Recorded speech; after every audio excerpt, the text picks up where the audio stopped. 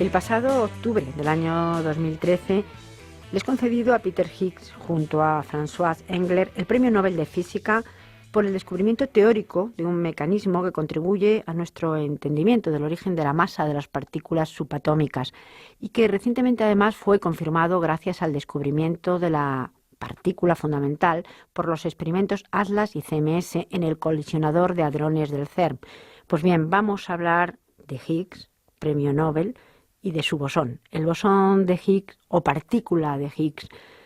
Y lo vamos a hacer con el catedrático de física, Carlos Santorán, bienvenido. Hola, Isabel. Cristina Santamarta, profesora de física, bienvenida. Hola, gracias, Isabel. Y Daniel Rodríguez, bienvenido. Gracias.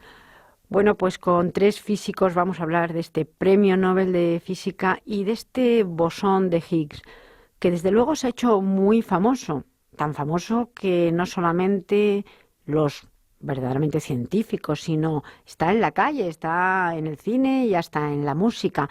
Algo complicado, sobre todo si vemos que científicamente es no fácil de entender. ¿Por qué es tan famoso el bosón de Higgs? Higgs hizo una teoría que era bastante novedosa allá por principio de los años 60, y esa teoría necesitaba una confirmación. Entonces, la confirmación de que la teoría de Higgs encajaba en el modelo estándar era encontrar una partícula que era un bosón, que después se ha denominado el bosón de Higgs a su pesar, porque las partículas fundamentales suelen tener nombres curiosos y ninguna lleva ningún nombre de autor. Y esta también es famosa precisamente pues por este nombre que se le ha dado. El caso es que cuando Higgs hizo su teoría, él no pensaba que fuera fácil confirmarla experimentalmente, pero 50 años después los experimentos han casi confirmado, como luego hablaremos luego, la existencia de esta partícula, y esto es lo que es algo realmente impresionante, ver que esta predicción, que no era fácil y que muchos científicos eran escépticos con ella, se ha confirmado experimentalmente en unos experimentos que son muy difíciles de llevar a cabo, no son experimentos de mesa. Hablaremos de los experimentos y además hablaremos de que precisamente quizá algo de alguna manera romántico que pueda tener el bosón de Higgs es porque tiene nombre, y precisamente las cosas que tienen nombre parece que son más cercanas a nosotros. Pero no hemos hablado de lo que es el bosón de Higgs. Vamos a empezar por ahí. Pues el bosón de Higgs es sobre todo una partícula que no está pensada en la teoría como una partícula para mostrar. No es un electrón, no es un quark, no es un fotón. Es una partícula que se introdujo en la teoría precisamente para que las demás partículas se pudieran observar. Cuando nosotros hablamos en física de que una partícula tiene masa o no tiene masa, es porque se mueven a una velocidad en la que no las vemos, sino solamente vemos su interacción. Eso es lo que pasa con la luz, se mueve a la velocidad de la luz y no podemos localizarla en un sitio. O si tiene masa, pues no se mueve. Y entonces pues tenemos, por ejemplo, los electrones o los protones que los podemos localizar dentro de átomos. El hecho de que las partículas tengan masa o no la tengan depende de que interactúen con este campo o partícula de Higgs. Es necesaria en la teoría para poder explicar que las demás partículas tengan masa y por lo tanto se puedan localizar en el espacio y no sean todos como los fotones, que si todas nuestras partículas fueran así no sería posible la materia tal como la conocemos. Y matemáticamente hace falta introducir este truco, porque al principio era un truco. De hecho, la partícula de Higgs se introduce como una descripción fenomenológica para que las partículas tengan masa. Y luego, cuando se ve cuáles son las conclusiones a las que lleva el introducir este truco matemático, se observa que se comporta como una partícula que tiene ciertas propiedades y eso es justo lo que se ha descubierto ahora. Hablaremos ahora de precisamente eso, de la masa, de la falta de masa en otras partículas y sí, el que el bosón tenga esta masa y por qué sabemos que la tiene. Pero a mí me gustaría volver también un poco al principio y ver esta teoría. Profesor Antoranz, cuando se ha llegado al experimento, que ha sido pues en el año 2012, y luego hablaremos también del experimento del último año, algo también diferente, cada vez se van descubriendo más cosas, pero antes de llegar a eso, 50 años antes, tiene que haber una teoría que además no solamente es de Higgs, hay varios científicos, aunque el premio Nobel se lo hayan llevado no todos, hay una teoría matemática, una idea que va a sustentar lo que luego tiene que ser una demostración. Lo que se ha visto es que existe esa posibilidad de la existencia de esa partícula. No se ha demostrado, no hay una evidencia completa de su existencia, pero sí hay indicios de que puede existir. Demostrar que una cosa existe es más sencillo que demostrar que no existe, porque cuando demostrar que no existe es imposible. Entonces aquí sí que hay evidencias. La teoría que se utiliza y que siempre se habla es la del modelo estándar de interacciones, interacción fuerte, interacción débil, interacción electromagnética y la interacción gravitatoria. Esas fuerzas llevan asociadas, cada una de ellas, esas interacciones llevan asociadas a cada una de ellas partículas. Partículas que algunas de ellas tampoco conocemos. O sea, en conocer, como se supone que hemos visto, la existencia del bosón de Higgs, también existe una partícula supuestamente que aparece en la interacción gravitatoria que se llama gravitón, que tampoco lo conocemos todavía. Entonces se va construyendo la teoría de manera que la unión, la interacción de esos quarks, que son, digamos, los elementos más pequeños que podemos tener, van generando protones y neutrones a través de la interacción de una interacción fuerte. A través de fuerzas electromagnéticas se van construyendo la composición de los átomos y así sucesivamente. Entonces hacía falta algo, una partícula, un ente matemático que nos permitiera crear de alguna manera masa. Hay una frase muy buena, muy antigua, probablemente tendrá, yo creo, 25 años, en una revista científica americana de Martinus Bellman, que decía que el bosón de Higgs no es algo nuevo más que algo que se comen las partículas para generar masa. Esa generación de masa, lo que hablaba antes Daniel, es lo que va a explicarnos ese tipo de interacciones en un campo, y ahora viene una de las preguntas, es si sabemos lo que es un campo o no es un campo, donde se van a mover nuestras partículas. Voy a definir lo que es campo, porque yo creo que no es muy fácil el entendimiento de lo que es un campo. El campo más sencillo. Cogemos un mechero, lo enciendo y el aire que tengo alrededor de la llama se va calentando. Apago el mechero y yo puedo ver que en cada lugar del espacio hay una temperatura que estaba asociada a esa llama que tenía el mechero. Pues ese conjunto de valores de temperaturas y de posiciones, lo que me están dando lugar es a un campo de temperaturas. Higgs lo que hace es crear un campo que va a unir mediante una especie de ligaduras, como antes hablábamos, de tela de araña, va a unir directamente partículas elementales. Es lo que vamos a hacer. Cuando hablábamos antes, fuera de programa, precisamente de esta tela de araña, yo comentaba que cuando he leído cosas del bosón lo que me imaginaba era eso, una tela de araña, y que de alguna manera los bosones eran los que iban uniendo unas partículas con otras. Era como esas aristas, si nos imaginamos la tela de araña. Sí, de hecho es una representación pictórica que en física se utiliza para llevar a cabo los cálculos y es originaria de Richard Feynman, que es un físico muy conocido, muy peculiar, y lo que hizo fue que a partir de todos los desarrollos matemáticos en los que se tenían en cuenta las distintas interacciones de campos y partículas y demás, dar unas cuantas reglas gráficas para dibujarlos. Y estas gráficas, cuando uno las ve, son como telas de araña, en las que las líneas representan el movimiento de las partículas y luego hay otras líneas que las conectan, que son las interacciones. Y esas interacciones son transportadas por bosones, pues como el Higgs, como los fotones, como los gluones, que son los que unen los quarks, de los que hablaba antes Carlos, como las partículas W que forman junto con el fotón, la interacción electrodébil, el gravitón. Estamos hablando de campos donde se mueve precisamente el bosón, pero también estamos hablando de masa y el concepto a veces de masa y de peso, pero no es lo mismo, o sí lo es, masa que peso. No es lo mismo. En la Tierra hablamos de masa y de peso de manera indiferente porque la fuerza de la gravedad vale lo mismo prácticamente en todos los puntos de la Tierra, pero no pesamos lo mismo en la Tierra que en la Luna, porque la fuerza de la gravedad de la Luna es mucho menor. Sin embargo, la masa es invariante, la masa es la misma, estemos donde estemos. Y este concepto que digamos que viene a aclarar la teoría de Higgs, que es la masa, porque tenemos masa. Lo que pasa es que en principio es algo que no nos parece difícil, porque estamos acostumbrados a trabajar día a día con que las cosas tienen masa.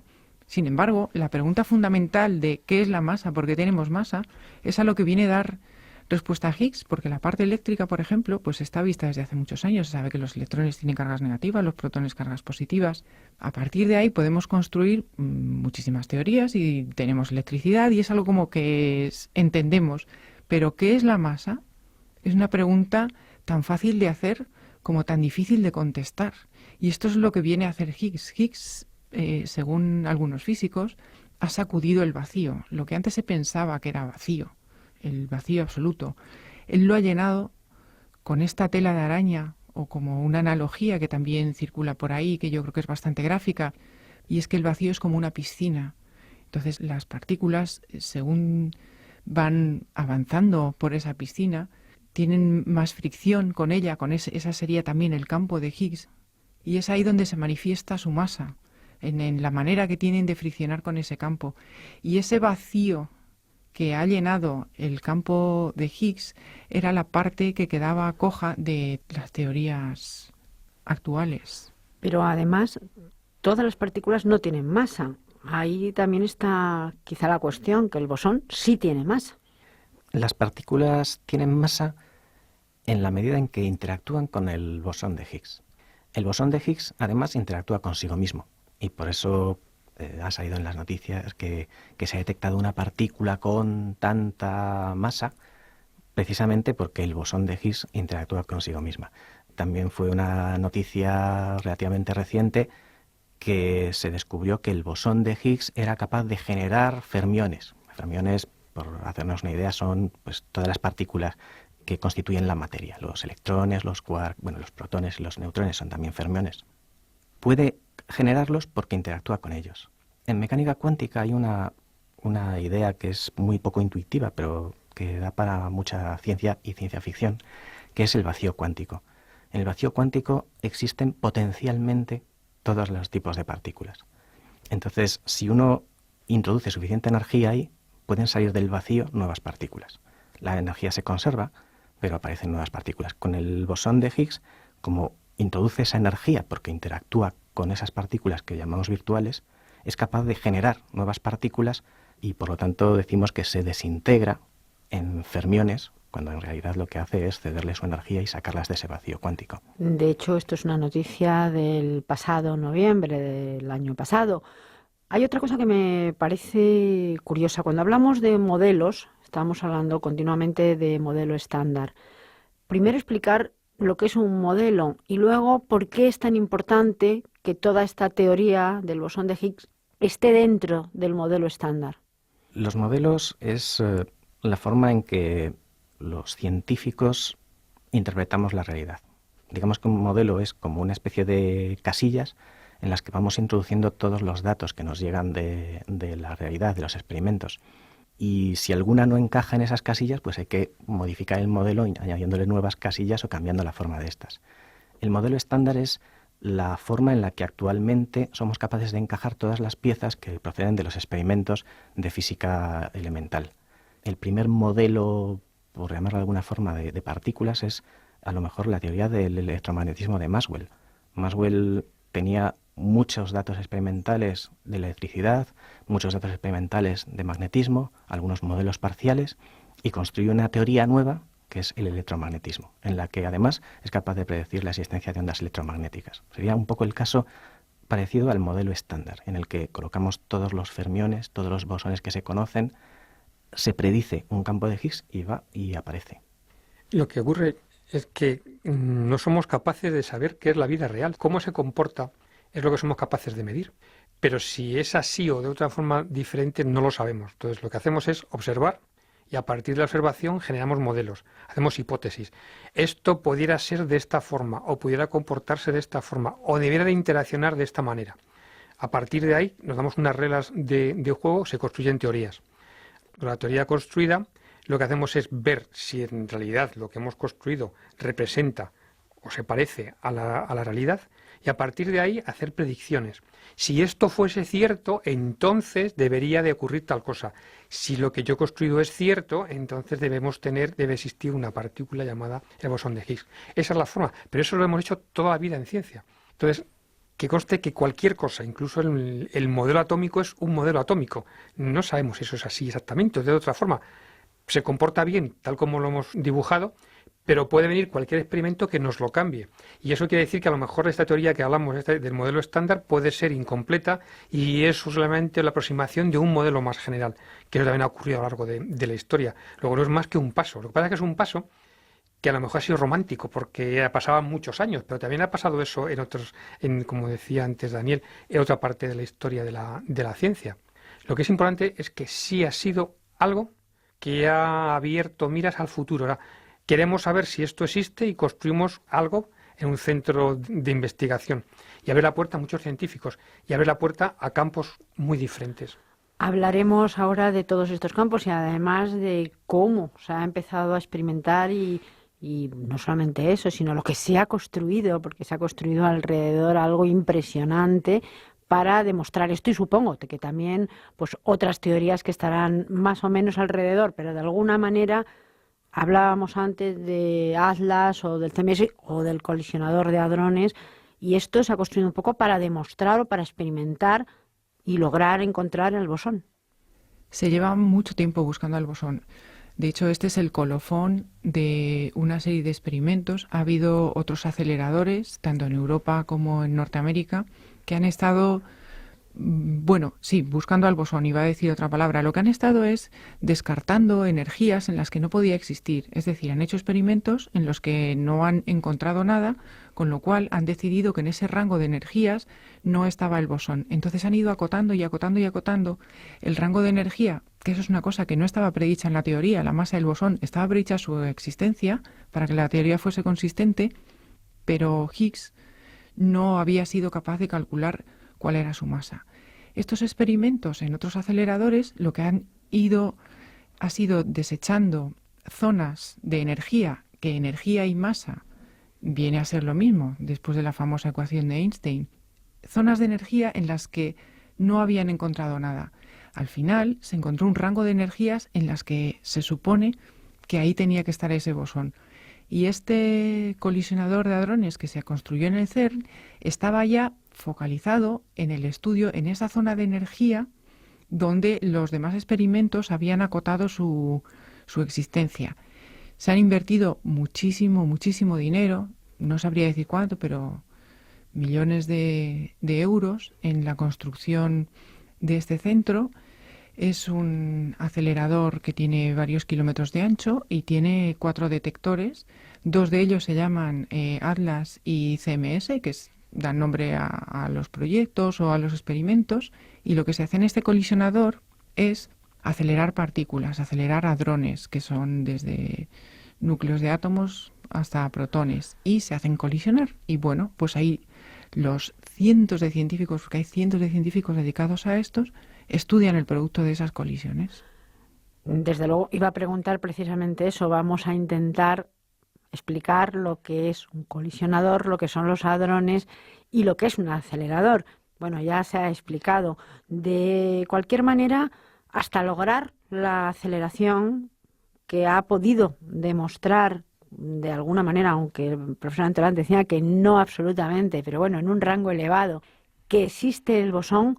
Al principio había cierta inquietud porque no se lograba además llegar a esta aceleración, porque es muchísima, ha sido muchísima, hasta poder lograr por lo menos empezar a atisbar el experimento donde se pudiera ver que ahí estaba. Sí, hace falta mucha energía para esto. Bueno, un colisionador es lo que todo niño quisiera tener. Es un aparato de hacer chocar canicas y estudiar el resultado del choque. Entonces, como nosotros no podemos ver esas partículas tan pequeñas, nadie ha visto un átomo, nadie ha visto un electrón. Lo que se hace es estudiar las pruebas que van dejando, las huellas que van dejando. Entonces se hacen colisionar muchas partículas a velocidades muy grandes, con aceleradores muy grandes. Esto se llama el gran acelerador de hadrones. Entonces lo que hace es, como su propio nombre indica, si la ciencia es muy básica, se aceleran los hadrones, se hacen colisionar y en estos detectores los científicos después pasan muchísimo tiempo analizando datos y datos y datos y datos de los productos de las colisiones. Entonces, ¿se ha visto el bosón? No. Lo que se han visto son pruebas de que existe una partícula que cumple las condiciones que estaban predichas en un porcentaje muy alto de probabilidad. Se fijan unos estándares a partir de los cuales la certeza de decir que algo existe es casi completa, pero nunca es completa, nunca es 100%. Aceleran hadrones. ¿Qué son los hadrones primero?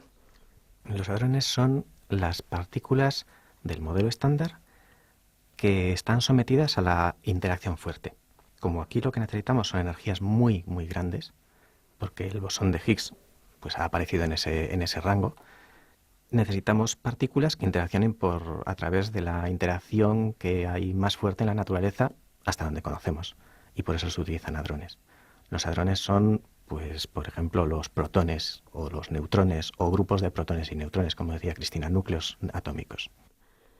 Pues debemos despedirnos, pero yo creo que en otro momento tendremos otro programa porque muchas cosas se han quedado en el tintero.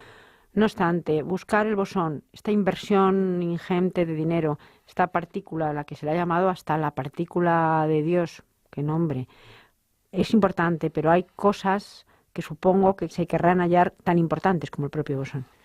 Yo creo que sí. El objetivo que se propuso en su momento fue un objetivo muy difícil de alcanzar, pero por el camino se alcanzan muchísimos objetivos, muchísimos más de lo que uno se puede pensar, que nos hacen la vida mucho más fácil.